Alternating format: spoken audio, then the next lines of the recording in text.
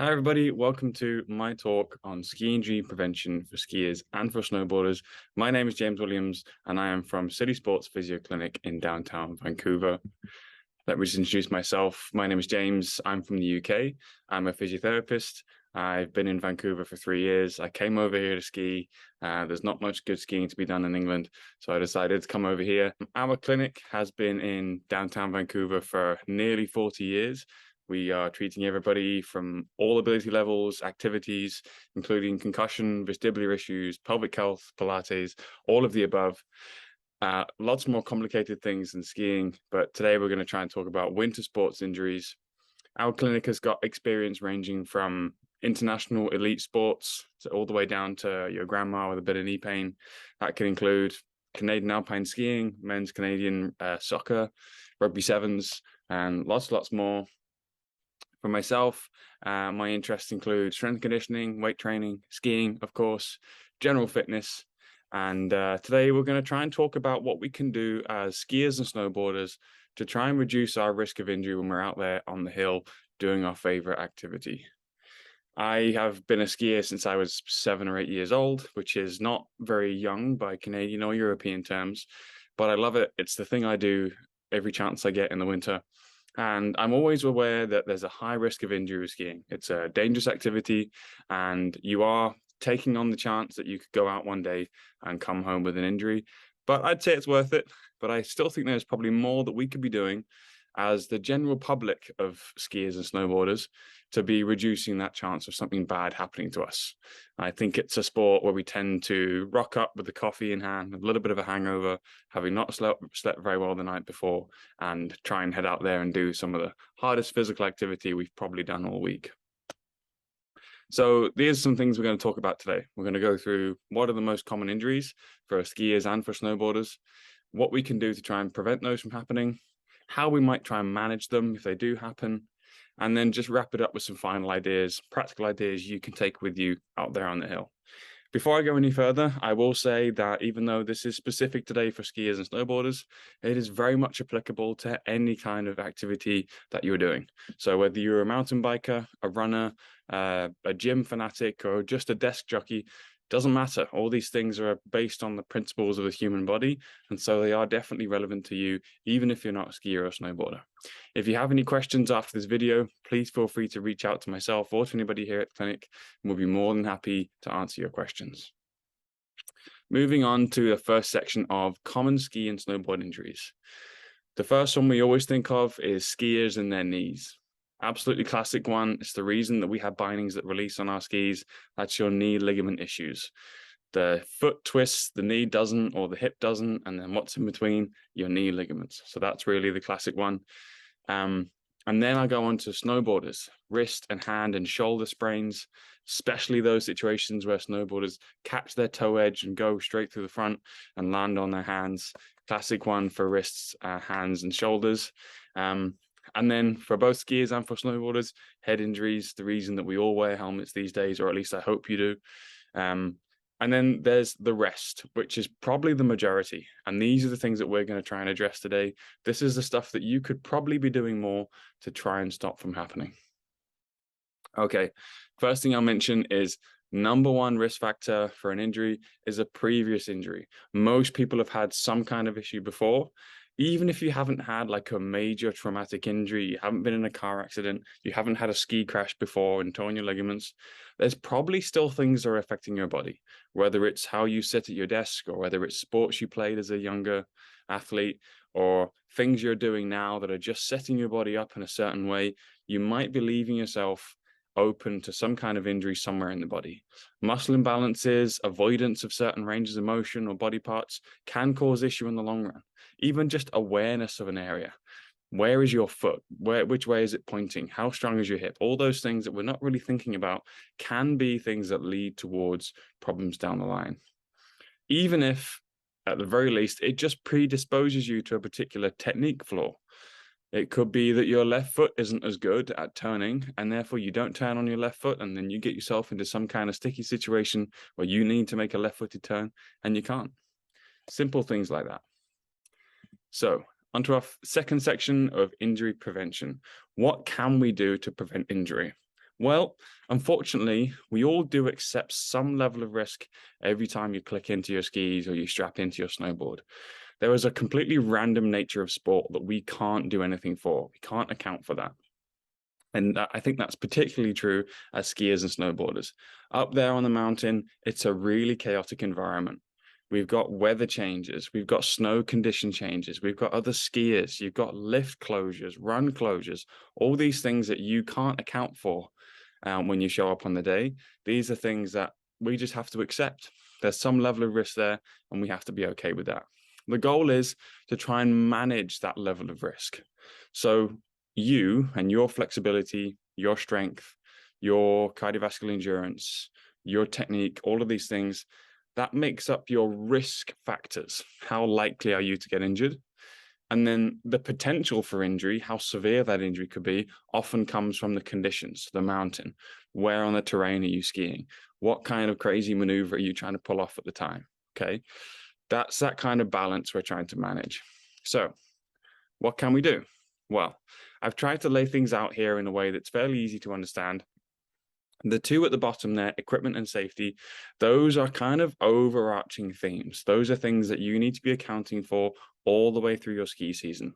Your equipment needs to be safe. It needs to be correct for you as a skier, as a snowboarder.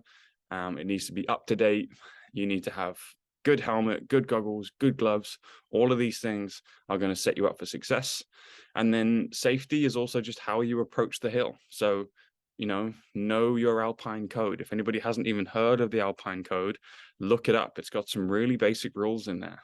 I'll give you one, for example. The person in front always has the right of way. And if you ski at Whistler, you know that people do not listen to that. But that is how it goes. If you're skiing behind someone, you do whatever they're doing. So if they stop or turn, you stop or turn. Okay. You always let them go first. Just an example. Look it up. It might clear up some things in your head, or at the very least, you can print it out into a little card, put it in your pocket, and then if you get into a scuffle on the hill, you can whip out your Alpine cone card and shove it in someone's face if they've done something wrong. Okay, so first off, physical readiness. You really just need to be fit enough to ski or ride at the level that you want to ski or ride at. Lazy skiing is dangerous skiing. Let me give you an example. It's the end of the day, your legs are burnt out, you thought you'd get one more run, you end up on a bump run you didn't mean to be in. Now you're in bad conditions with tired legs, poor focus, and you're on a double black bump run. Bad situation to be in, okay? Completely preventable, and just make a better decision, know yourself, know what you can do. Lazy skiing is dangerous skiing. And then poor fitness will compound mistakes. So let me give you another example. You're skiing along, snowboarding along, you start to lose your balance. If you can't correct that because you're not fit or strong enough or your balance isn't good enough, then you fall. Then you fall and you're on the ground. Maybe you're not fit or strong enough to get yourself up from the ground. Then you're stuck on the back bowl of Whistler side in the snow, in a snowdrift, and you can't get yourself up. That's a bad situation to be in, okay? Physical fitness is really important there. Let me give you a personal story to really highlight the importance of that. I'm from the UK. I came out here to ski. I have skied a lot, and I was taught how to ski by my dad. My dad is a decent skier, but not amazing. And he doesn't look after himself as well as he should. He's not as fit or as strong or as flexible or as mobile as he could be by a long shot, but he still likes to come out and ski pretty hard. And I always humor his efforts. So we were skiing up at Whistler one day. We were on 7th Heaven over on Blackcomb side. We were coming down that far skiers left blue run. And I said to my dad, you go down here. There's a clump of trees down there. I'm going to meet you there. I'm going to shoot off the side here into this little bowl area to the left. Anybody who skis on 7th Heaven will know where I'm talking about. I headed off that way in the hope that I would meet him back on the way back down to 7th Heaven chair. I get down the run. I have a great time. Conditions are great. Really enjoying it. Get to our meeting spot. Nowhere to be seen. Weird. So I carry on. I go another 100 meters down. I stop. So I'm thinking maybe he's forgotten which clump of trees to meet me at. Wait 10 minutes, not there still. This is getting a bit worrying.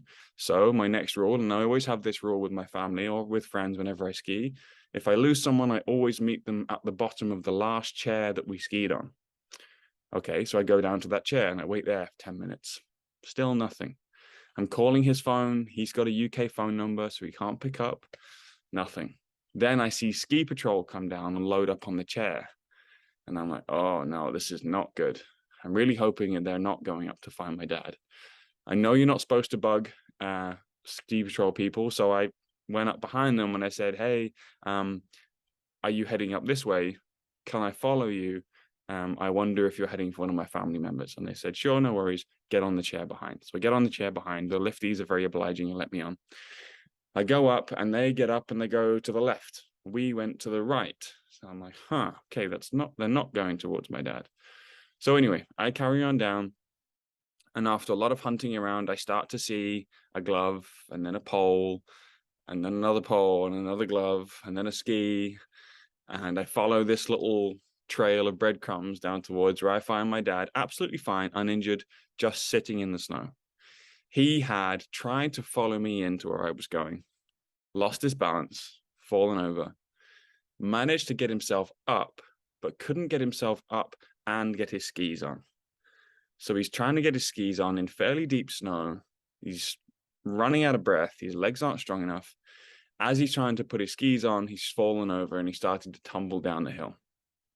He's getting stuck in the snow. Now he's got one ski up here, one ski down there. He can't stand up. Every time he tries to stand up, his boots sink through the snow, so he can't even walk himself back to the piste and leave his equipment behind. So he just sits down. Can't figure out how to use his phone because he's in Canada and his phone doesn't work. So eventually I find him. He's absolutely fine. I get him up. I dig a pit out in the snow. I compact down the snow. I put his skis down in the snow and I get his poles either side and I get him standing up and I get his skis on. And then I show him how to traverse through ungroomed terrain back onto the groomed terrain. Absolutely fine. But fine example of how you can be a very competent skier or snowboarder. As long as things don't go wrong, you're okay. If something goes wrong, are you physically ready to deal with those consequences? Okay, fine example there. Next section is pacing. Pacing is a term that us physios use to break up your activities into smaller, manageable amounts. So you can talk about this within a season or within a day. So within a season, maybe you start with the greens and by the end of the season, you're skiing the blacks. Or you could also put it in a day. So you start the day with the greens, you build up and you do one black before lunch, and then you go back down after lunch and you start with the greens, and then you finish the day with a black or two, and then you do one last easy ski out and you go home. That would be a good example of how to pace through your day or pace through your season. Technique. Can you even handle the terrain that you're skiing on? Are you physically skilled enough to execute the maneuvers that you're going to have to execute? And then can you even execute those techniques with the fitness that you have? Are you strong enough to ski bumps? Do you have the flexibility? Do your knees come up high enough to ski bumps? You see how these things all kind of connect together.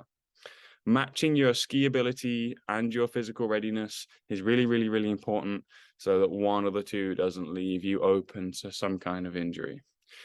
I worked as a ski instructor for 3 years up at Cypress Mountain, and one of our mottos was to ski at the fastest reasonable speed you can on this lowest difficulty terrain. So let me give an example.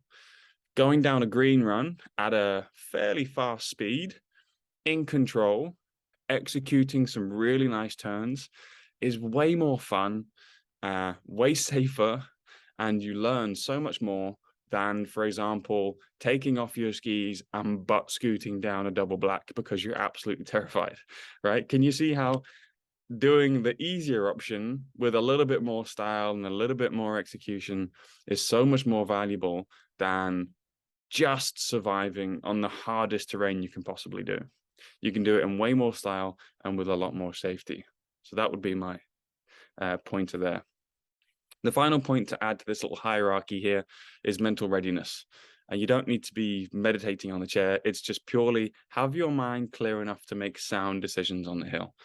The mountains are chaotic places. As I mentioned, conditions can change rapidly. Your body is going to be telling you how you're doing. You got to be able to listen to those things. You've got to be able to make good decisions. So don't turn up in 4 hours of sleep, hungover, juiced up on caffeine, after doing a 2-hour drive from downtown Vancouver Be a little bit more considerate. And then these things kind of fit as a little bit of a Maslow's hierarchy of needs. And that's why I've tried to set it out like this. So think of it this way. You can be as physically fit as you like, but if you don't pace yourself properly, you could still develop an overuse injury. If you're really, really fit and strong, but you ski too much, you could still get an overuse injury. You could be super fit and strong. You could pace yourself really, really well through the season, manage your loading correctly. But if you're just a bit of a shoddy skier or snowboarder, you could possibly still end up with yourself in a pretty unfortunate situation. And then you could be all of the above, super fit and strong. You could have your pacing dialed in, skiing just the right amount. You could be a great skier, but if you aren't just really mentally ready on the day, you could still end up on the back of a ski-doo, okay? Have that picture in your mind. It's a lot of things to consider, but will make a big difference in the long run. How does that fit into you as a person and as a skier? Well, we're trying to manage this balance. So there's a little teeter-totter there at the bottom, or I'm English, so I call it a seesaw. We're trying to tip things in favor of you having a decreased risk of injury. And we want to load up the side that decreases your risk as much as possible. So we can take on there and put that you've had a good sleep and that you're strong and that you're well fed and you've got good technique and you're skiing on the right part of the mountain. Good. If you got all of those things and there's nothing pulling the other side down, then you're tipping the balance in that favor. You're probably going to be okay. Can't make any promises though. However, you could have all of these things here, but then you could pile up hungover, didn't sleep, didn't bring your goggles, did a 2-hour drive in a blizzard, and now you're annoyed or you've had an argument with your wife, whatever it is, and then that could tip that right back in the other direction, and you could end up increasing your risk of injury again. So we're trying to manage this balance. That's what we're trying to do. It's not a light switch on or off. It's a balance. Okay. So physical fitness is clearly the thing that we are interested in as physiotherapists. We want to make sure that your body is ready to go. I will just say as a starting point, get your body checked before you jump into any kind of fitness program. Speak to your doctor, your trainer, your physio, somebody. Just make sure that you're physically ready to undertake a physical training program. But here's some things that you could be doing and could test yourself against to see if you are actually even ready to start a training program or even to start your season. So is your core strong enough? Can you hold a plank on your elbows for 60 seconds? Pretty basic thing to be able to do. Could you squat from a chair up and back down again with control on one leg 10 times without stopping? That's harder than it sounds. Try it. Try it in your office chair. You'll find out. Can you do 5 push-ups? And I mean nice push-ups, elbows a little tucked in, keeping your core tight. Can you touch your chest to the floor? That takes a lot of strength. How well can you balance on one leg? Are you balanced enough just to stand on flat ground and without anything else going on around you? If you can't manage that, should you really be on skis? And then just some basic endurance. How long would it take you to jog 1 kilometer or, for example, bicycle 3 kilometers? Skiing is an interesting mix of that aerobic and anaerobic fitness level. So aerobic is oxygen demand. Can you last all day? Can you do a 15-minute run? Can you do the peak to creek on Creekside and just have the lungs to do that? And then anaerobic side is, can you get through the bump field? Can you get to the bottom? So if you're thinking about your training program right now and wondering whether you're going to be ready for the season, if all you do is really slow jogs and really slow bike rides, maybe you need to do some little sprints here and there. Maybe you need to do some hill training. Or if you're somebody who only lifts weights and you don't do anything above 15 reps, maybe you need to do some cardio. Maybe you need to get on that treadmill, okay? So we need a balance of all of those things to be ready for our ski season. Okay, management. What to do when something comes up. If something comes up, an injury happens, what do you do? What can you get away with? That's how we can help. Find out what your limits are before you go into the season. So go and get your body checked. Have a physio, a chiro, somebody you trust to have a look at your body and tell you, where are you missing things? Is it your hip that's weaker? Is it your knee that's stiff? Is it your ankle that's doesn't have good control? Find out what the issue is. Address it before the season starts so that doesn't become a bigger problem further down the line. Management. Find out if you have injured yourself, what can you do to keep yourself skiing? So if you come home from a day skiing at Whistler and your knee is just a little irritated, can you get away with skiing again next weekend, or should you actually just take the weekend off? Those are things that we can help you figure out. And then prevention. Target specific areas in order to prevent further issues. As a skier, I can't speak to snowboarding because I don't know it that well, but as a ski instructor, if somebody's always leaning on that inside pole, their right-handed inside pole is always bent because they're leaning on it when they turn, I know they don't like their left foot. They don't like turning on their left foot. As a ski instructor, my concern was only with their skiing. Why can't they get on that left foot? As a physio, now I'm thinking, is it the knee? Is it the hip? Is it something in the back? There's other things that could be going on there. Do you, for example, always stop on your right foot? So maybe your right hip is stronger. There's little pieces of the puzzle here that we can help you fit together to make sense of why you're struggling with either a technique issue or it could be developing into a pain. We can help you make sense of that stuff. Another thing that people always are interested in when it comes to any kind of activity is warm-ups. What should we be doing as a warm-up? I'm going to go through a few things here, but I will preface this. You can't do you could do the best warm-up in the world and then go and neglect yourself out on the hill and still get injured. Okay, it's not a silver bullet. You still have to be careful. But a good warm-up for me as a skier and probably as a snowboarder should encounter these three things. Mobilize the whole body. Take every joint in your body through all of the ranges that it can do, so that the first time you go onto a run is not the first time that you've bent your knee past 90 degrees in the last week. Okay. As desk jockeys, I know that's probably the case for some of you guys. Activate the legs and core. Get things firing. Get your body firing. That will help you get your mind firing as well. Get everything ready to go. Stabilize the upper body. The upper body needs to be strong, stable, not moving too much. As a skier, we like to have a stable upper body so that the legs can do all of the work. So those are kind of the goals in mind. Here's some ideas of what exactly you could be doing. So for your back, put a pole across your back, do some twists and turns. It's natural for your body and your back to move lots. So get them moving, get it used to moving around. The back can be sensitive to movement if it hasn't done it in a while. So warm it up. Hand, wrist, and elbows, joint circles, some weight bearing, do some push-ups against the side of the chalet lodge you stayed in the night before. Knees, ankles, do some squats, get the poles up out in front of you, go up and down, 15 squats. I know it's hard if you're in ski boots, but you can do it a little bit. Classic one for the hips, opening and closing the gates. Okay, just doing this 10, 15 times of each of these areas, maybe through a couple of times through that, will take you 5 to 10 minutes, will get your body temperature up, it'll get your mind firing, get your body ready. It's important to do those things so that you have a chance to check in with your body, what's feeling good, what's not. If you get into the 5th, 6th squat and you realize, my knee is actually starting to bug me, well, maybe that's something to keep in mind as the day goes on. Maybe you need to take more regular breaks. Maybe you need to take it easy today. Warm-up is really important for that chance to just check in with your body as well. On the flip side, cool down. What should you be doing after the day? We can probably do a little better than having 5 pints in the Longhorn, okay? Try and make it a little bit more nuanced than that. Move your body back through all of the ranges of motion that you did before you went out so that you're just touching base again, making sure that your body's happy with those movements.